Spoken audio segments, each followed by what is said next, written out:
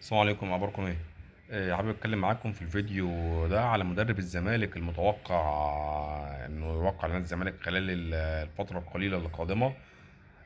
مدرب الزمالك متوقع ان يقود الزمالك الفتره الجايه هو يانيك فيريرا، وهو احد ترشيحات جون ادوارد المدير الرياضي لنادي الزمالك لمجلس اداره النادي، مع عدد من المديرين الاوروبيين، مديرين فنيين اوروبيين.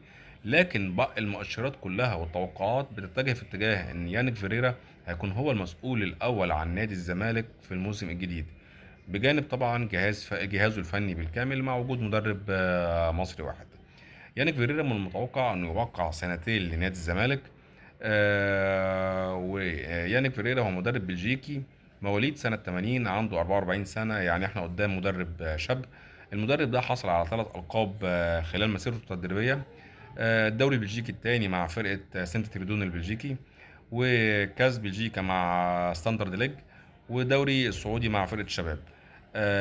فمن المتوقع ان يانيك فيريرا يوقع لنادي الزمالك خلال الفترة القليلة القادمة لمدة موسمين، ونتمنى انه يكون مدرب على مستوى نادي الزمالك باذن الله ويضيف لنادي الزمالك. ونتمنى مجلس اداره نادي الزمالك يتحرك بسرعه جدا في التعاقد مع لعيبه على مستوى نادي الزمالك.